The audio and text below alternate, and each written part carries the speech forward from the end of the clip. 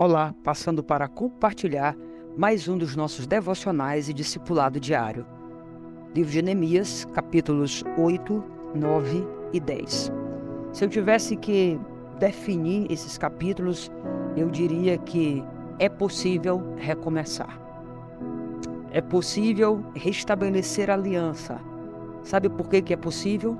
Porque nós temos um Deus misericordioso, cheio de compaixão e de graça.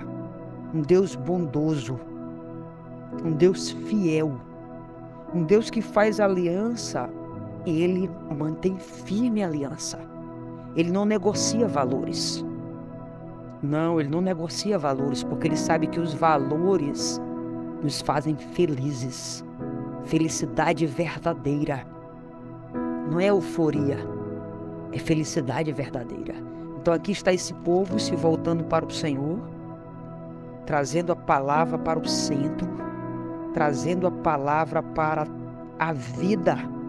E quando a palavra de Deus tem primazia na nossa vida, no nosso lar, queridos, o resultado é vitória. O resultado é vitória. Todas as vezes que nós nos desviamos, a gente se desvia da palavra, e aí se desvia de tudo mais, nós nos desviamos, porque nos desviamos da palavra.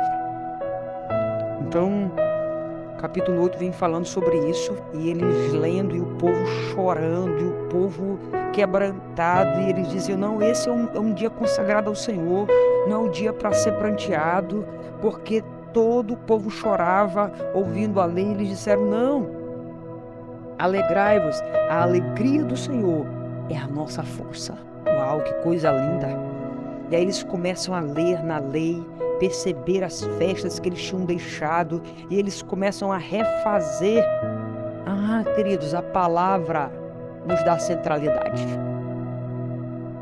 A palavra nos dá norte, nos norteia. É como base, é lâmpada para os nossos pés e luz para o nosso caminho. É a palavra de Deus.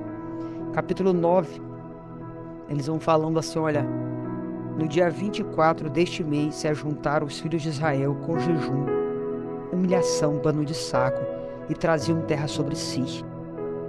E aí eles leram o livro. Depois que leram o livro, eles fizeram confissão, oraram, clamaram.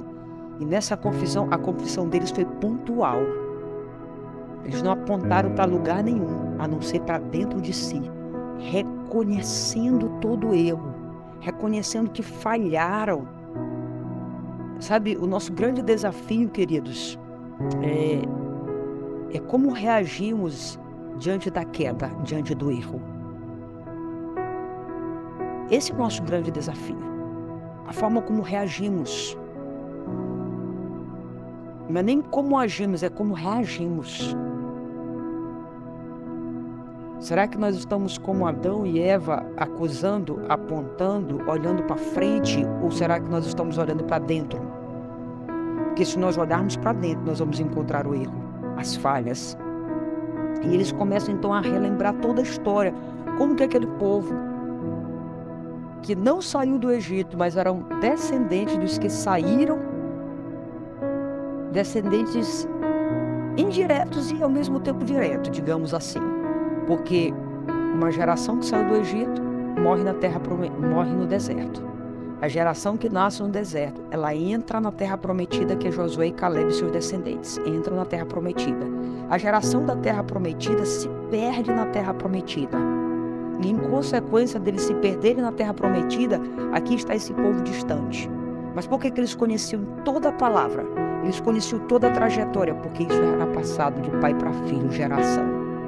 Era a passagem, era o ensino oral das Escrituras. Olha, aconteceu isso era relembrado. Muitos não queriam, é verdade, mas muitos queriam o Senhor. Muitos desprezaram, é verdade, mas o número maior ainda amava o Senhor. Então eles estavam aqui relembrando. Eles estavam falando, verso 12, diz assim, guiaste de dia por uma coluna de nuvem, e de noite uma coluna de fogo. Olha que coisa linda. Aí eles dizem no verso 16, O Senhor, no verso 15, ele diz, olha, o Senhor deu pão e deu água. No 16 ele diz, porém eles, nossos pais, se houveram soberbamente, endureceram sua cerviz e não deram ouvidos aos teus mandamentos. Tu, porém, ó Deus, tu és um Deus perdoador, clemente, misericordioso, tardio em irar-se, em grande em bondade. Tu não os desamparaste. Que confissão, uma confissão pontual, sabendo quem era o povo, que era o pecado, que os levou ao cativeiro, mas também sabendo quem era Deus.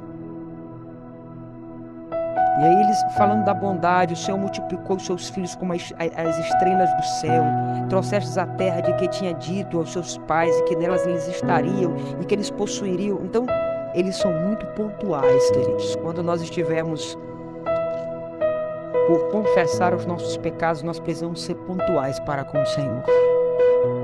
Detalhistas. Isso faz muita diferença. Mas o Senhor não sabe. Mas isso não liberta o coração de Deus, liberta o nosso coração. É o nosso coração. E aí o capítulo 11 é a aliança que eles fazem, quem assina, quem se compromete, havia um compromisso mesmo. Eles voltam a ofertar, eles voltam a trazer as primícias, eles voltam a se comprometer. Olha, quem vai trazer a lenha? Fogo que não se apaga, para queimar sobre o altar. Meu Deus, que coisa linda. Então eles, não, nós vamos aqui fazer aqui um rodízio, família por família. Esse mês é essa família, outro mês é essa família, mas o fogo não vai se apagar. Nós iremos trazer a lenha, porque o fogo o Senhor garante. Eita, que coisa linda! Então os sacerdotes, todos eles se voltaram para o Senhor. No capítulo 11, vamos concluir aqui no capítulo 10, na verdade. E uma coisa que eu achei muito interessante no capítulo 9, voltando, eles são muito pontuais, como eu já disse. No verso 34 diz, os nossos reis, nossos príncipes, nossos sacerdotes, nossos pais não guardaram a tua lei, nem deram ouvido aos teus mandamentos e aos teus testemunhos que testificaste contra eles. Pois eles no seu reino, na muita abundância de bens que lhe deste, na terra espaçosa e fértil que puseste diante deles, não te serviram, nem se converteram das suas más obras. Olha que coisa, que profunda confissão.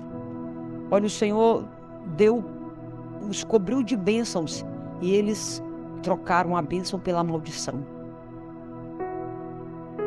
Trocaram a graça pelo desafeto. Em vez de serem gratos, se tornaram ingratos. Em vez de louvarem, murmuraram. E eles estavam se comprometendo a fazer diferente.